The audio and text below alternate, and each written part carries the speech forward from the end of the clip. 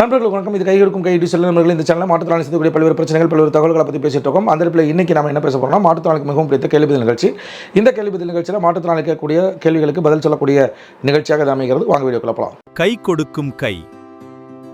மாற்றுத்திறனாளிகளின் நலனுக்காக குரல் கொடுப்போம். இணைந்திருங்கள் எம்முடன். நன்றி.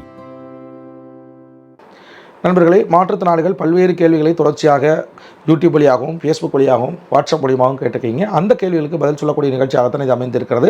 நேரடியாக நம்ம நிகழ்ச்சிக்குள் செய்யலாம். அதில் முதல் நேயர், ஐயா நீங்கள் எப்போ பார்த்தாலும் போராட்டம்னு சொல்கிறீங்க. ஒரு போராட்டத்துக்கு ஒரு மாற்றுத்திறனாளி வரணும் அப்படின்னா அதுக்கான பொருளாதாரம் எங்கேன்னு கேட்குறாரு. போராட்டம் எதற்காக நடத்தப்படுகிறது? ஏன் நடத்தப்படுகிறது? போராட்டத்தினுடைய கட்டாயம் என்ன? அவசியம் என்ன?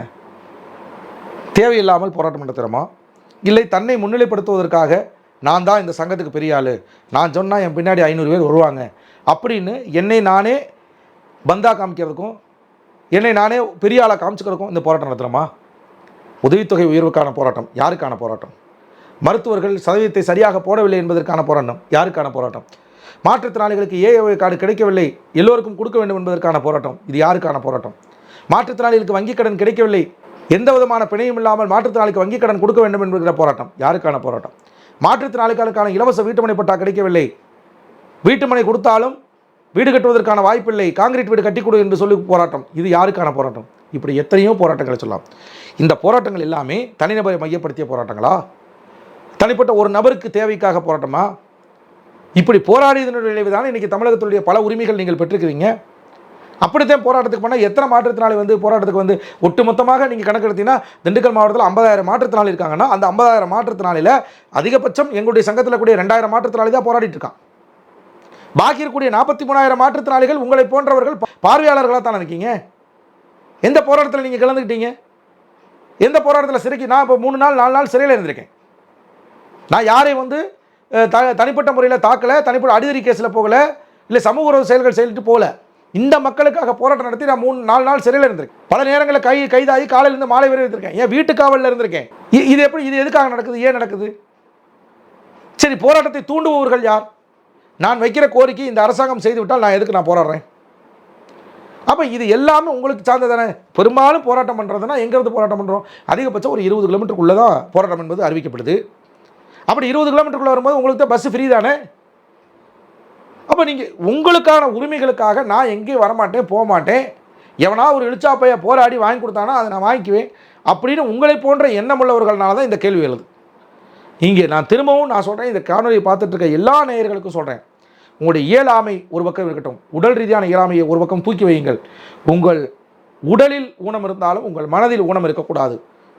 உங்கள் மனதில் ஊனம் இருந்தால் கண்டிப்பாக உங்களால் எழவே முடியாது. உடலில் எவ்வளவு வகைய ஊனம் இருந்தாலும் உங்களால் எழ முடியும் என்பதை புரிந்து கொண்டு போராட்டம் இல்லாமல் யாராட்டமும் வெல்லாது என்பதை நீங்கள் மீண்டும் மீண்டும் நான் நிரூபிச்சுட்டே சொல்லியிருக்கேன், தொடர்ந்து சொல்லிட்டு இருக்கேன். எத்தனையோ வெற்றிகளை போராட்டத்தின் மூலமாக தான் பெற்றிருக்கோம் அப்படிங்கிறதை நீங்கள் புரிந்து கொள்ள வேண்டும் என்பதை இந்த நேயரினுடைய பதிலாக உங்கள் அனைவருக்கும் சொல்கிறேன். அடுத்தபடியாக, ஒரு மாற்றுத்திறனாளி ஒரு முறை போராட்டத்துக்கு வர முடியும். அப்படி ஒரு முறை போராட்டத்துக்கு வருகின்ற மாற்றுத்திறனாளி அந்த போராட்டம் உலகமே திரும்பி பார்க்குற அளவுக்கு மிக வலுவான ஒரு போராட்டமாக இருக்க வேண்டும்.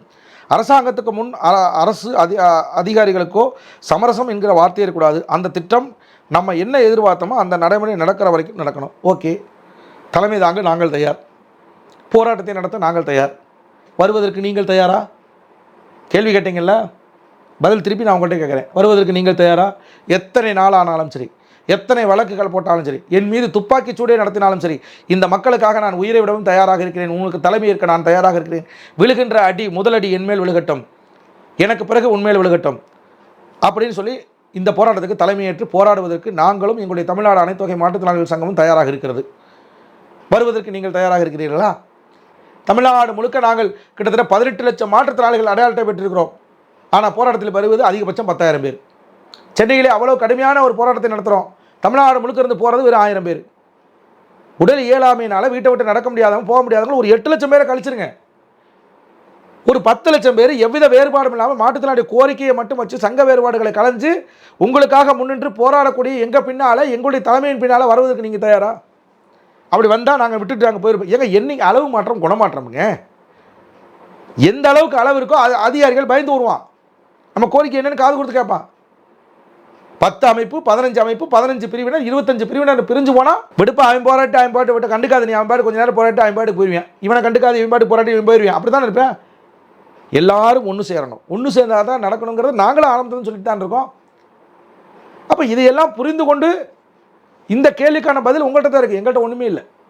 உங்களை யார் வரக்கூடிய போராட்டத்துக்கு வரக்கூடிய மாற்றத்தால் ஏன் வந்தேன்னு கேட்க போகிறோமா? வர்றவங்களை யாரையும் புறக்கணிக்க போகிறோமா நாங்கள்? அப்போ நீங்கள் தான் இதற்கான பதிலை தேட வேண்டும், நீங்கள் தான் அதுக்கான முன்முயற்சி எடுக்க வேண்டும் என்பதை உங்களுக்கு நான் சொல்லிக்கிறேன். அடுத்தபடியாக நான் தூத்துக்குடி மாவட்டம் தவழ்ந்து தான் சொல்கிறேன் சார், எனக்கு பேட்டரி வீல்சேர் எப்படி கிடைக்கும், எப்படி அப்ளை பண்ணணும்னு கேட்குறாரு. தவழ்ந்து போகிற மாற்றுத்திறனாளிகளுக்கு பேட்டரி வீல்சேர் கிடையாது. தசைச்சிதை நோயால் பாதிக்கப்பட்டவர்களுக்கு மட்டும்தான் பேட்டரி வீல்சேர் கொடுப்பாங்க. நீங்கள் தவழ்ந்து போகிறீங்கன்னா பைக்குக்கு வந்து நீங்கள் அப்ளை பண்ணுங்கள், கண்டிப்பாக பேட்டரி வீல்சேர் உங்களுக்கு கொடுக்க மாட்டாங்க அப்படிங்கிறதான். அடுத்தபடியாக தமிழ்நாடு அரசுக்கு எனது வேண்டுகோள், எந்த அரசாணையாக இருந்தாலும் உத்தரவு நகலாக இருந்தாலும் தமிழில் வெளியீடு செய்ய வேண்டும். தமிழ்நாட்டில் தமிழ் மக்கள் தான் வாழ்கின்றனர், தமிழில் அரசாணை மற்றும் உத்தரவு நகல் வெளியிடும் போது பயனுள்ளதாக இருக்குங்கிறார். இதைத்தான் நம்மளும் சொல்கிறோம்.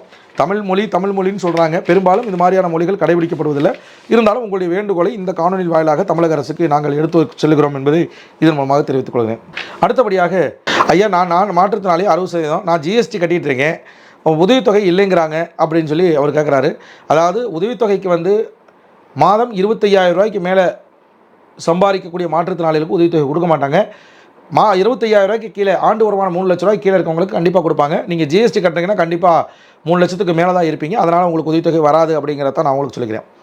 அதே போல் இன்னொரு நேயர் என்ன பண்ணுறாரு, என்னை பற்றி சொல்கிறார், இவர் வேஸ்ட்டுப்பா, அவர் மாற்றுத்திறனாளி நலன் காப்பவர் அப்படின்னு சொல்லிட்டு அவார்டு வாங்குறதுக்காகவே வேலை செய்கிறாரு, எந்த பதில் நீ கேட்டாலும் கொடுக்க மாட்டார் அப்படின்னு சொல்கிறார்.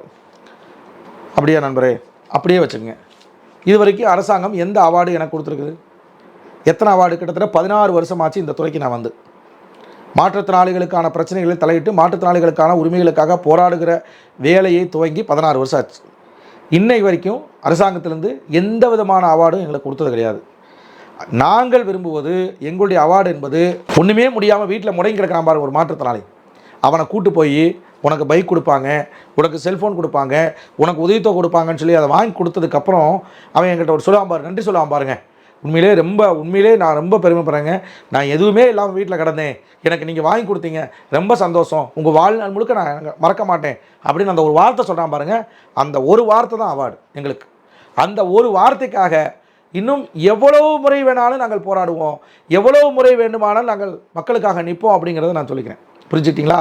நான் வந்து நீங்கள் கேட்குற கேள்விகளுக்கு நான் பதில் சொல்லணுங்கிற அவசியம் எனக்கு என்ன இருக்குது? நீங்கள் பல கேள்வி கேட்குறீங்க, பைக்கு வரல நான் என்னங்க பண்ணுறதுன்னு கேட்குறீங்க. திண்டுக்கல் மாவட்டத்துக்கு மட்டும்தான் நான் தமிழ்நாடு அனைத்துறை மாற்றுத்திறனாளி சங்கத்துக்கு மாவட்ட செயலாளர். மாநிலம் முழுக்க குத்தகைதாரர் நான் கிடையாது, சரியா? வேலூர் மாவட்டத்திலோ இல்லை கரூர் மாவட்டத்திலோ இல்லை திருச்சி மாவட்டத்திலோ திருநெல்வேலி மாவட்டத்திலோ என்னை யாருக்கும் தெரியாது. முதல்ல தெளிவாக புரிஞ்சுங்க. மாற்றுத்திறனாளி நீங்கள் வீடியோ பார்க்குறீங்க, எனக்கு தெரியும். அதே மாதிரி எனக்கு எந்த அதிகாரமும் கொடுக்கப்படவில்லை. நீ உங்களுடைய குறைகளை சொன்னால் அதை தீர்த்து வைக்கிற வழியும் எனக்கு தெரியாது. நீங்கள் ஒரு கேள்வி கேட்குறீங்கன்னா இந்த ரூட்டில் போங்க, ஒன்றுமில்ல நான் ரோட்டில் போயிட்டுருக்கேன், போயிட்டுருக்கும்போது ஒருத்தர் வர்றாரு, எங்க இந்த இடத்துக்கு போகணும் வழி சொல்லுங்கன்னு கேட்குறாரு. இப்படி போங்கன்னு சொல்கிறது தான் என் வேலையை ஒழிய உன்னை கொண்டு போய் அந்த இடத்துல விட்டுட்டு வர்றது என் வேலை இல்லை. அப்போ நீங்கள் ஒரு கேள்வி கேட்குறீங்க, இந்த மாதிரி ஏஏஒய் கார்டு வரமாட்டேங்குது, 2 சிலிண்டர் வச்சா கொடுக்க மாட்டேங்கிறான்னு சொல்கிறாங்க, அதிகாரி சொல்கிறாங்கன்னு சொல்கிறீங்க. அப்படி இல்லை, மாற்றுத்திறனாளிக்கு வந்து மாற்றுத்திறனாளி இருந்தாலே கொடுக்கணும்னு நான் சொல்கிறேன். நீங்கள் போய் அங்கே அதிகாரிக்கு சொல்கிறீங்க, அதிகாரி மறுக்கிறார். உங்களால் என்ன செய்ய முடியும்? என்ன பண்ண முடியும்? போராடுங்கன்னு நான் சொல்கிறேன். ஃபைட் பண்ணுங்கள், சண்டை போடுங்க, உங்களுடைய கோரிக்கைகளை நிறைவேற்ற வரைக்கும் அங்கேயே கிடப்பில் போடுங்க. இந்த மாதிரி உத்தரவு இல்லை, இவங்க புதுசாக உத்தரவு சொல்கிறாங்கன்னு கேளுங்கன்னு சொன்னேன். என்னைக்காவது யாராவது போராட்ட மாட்டீங்களா? ஆனால் இங்கே அப்படி நிலைமை இல்லை.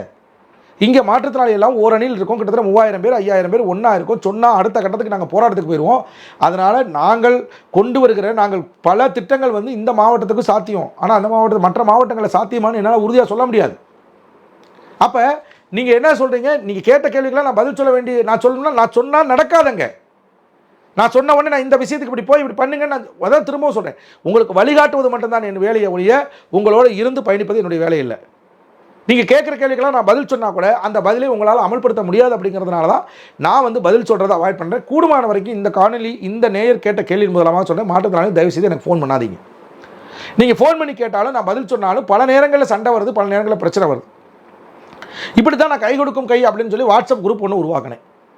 அந்த குரூப்பில் மாற்றுத்திறனாளி எல்லாருக்கும் தகவல் தெரியிட்டுன்னு சொல்லி எல்லாரையும் வந்து நான் இணைச்சு கிட்டத்தட்ட 4000 பேர் வாட்ஸ்அப் குரூப் உருவாக்கி வச்சுருந்தேன். ஆனால் என்னாச்சு, பல பேர் என்னுடைய நம்பரை வாட்ஸ்அப் நிறுவனத்துக்கு புகார் அளிச்சிருக்கீங்க. புகார் அளித்ததனுடைய விளைவு என்னுடைய நம்பரையே பிளாக் பண்ணுற அளவுக்கு வந்துருக்கு. உங்களுக்கு பிடித்தமான பதிலை நான் சொல்லணும்னு நீங்கள் எப்படி என்ன எதிர்பார்க்கலாம்? எனக்கு என்ன இருக்குதோ அதை தான் நான் சொல்லுவேன். உங்களுக்கு தேவையான பதிலை நான் சொல்லணுங்கிற அவசியம் கிடையாது. அப்படி இருக்கக்கூடிய சூழ்நிலை தான் இந்த வாட்ஸ்அப் கை கொடுக்கும் கை குரூப் 3 குரூப்ல வந்து நான் வெளியேறிட்டேன்.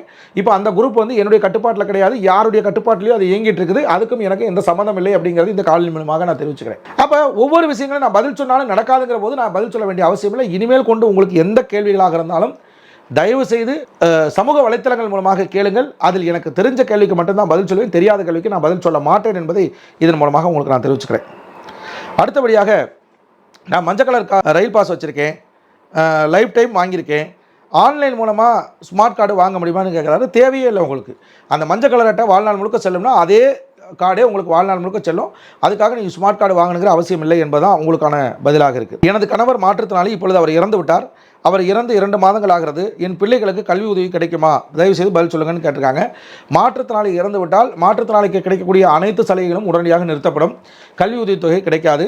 மாற்றுத்திறனாளி இறந்து விட்டால் இயற்கை மரணத்துக்கு 30,000, விபத்து மரணத்துக்கு 2 லட்சம் கொடுப்பதோடு அரசாங்கம் தன்னுடைய கடமையை முடித்துக்கொள்ளும். அதனால் உங்கள் பிள்ளைகளுக்கு கல்வி உதவித்தொகை கிடைக்காது என்பதை இதன் மூலமாக உங்களுக்கு நான் தெரிவித்துக் கொள்கிறேன். இந்த கேள்வி பதில் நிகழ்ச்சியில் பல நேயர்கள் கேட்ட கேள்விகளுக்கும் உணர்ச்சிகரமாகவும் உணர்வுபூர்வமாகவும் பதில் சொல்லிப்பேன் அப்படின்னு நம்புறேன். இந்த கேள்வி பதில் நிகழ்ச்சியை பற்றிய உங்களுடைய விமர்சனங்களை கமெண்ட்ஸில் போடுங்க. மறக்காமல் இந்த சேனலை சப்ஸ்கிரைப் பண்ணுங்கள், லைக் பண்ணுங்கள், ஷேர் பண்ணுங்கள். நன்றி, வணக்கம்.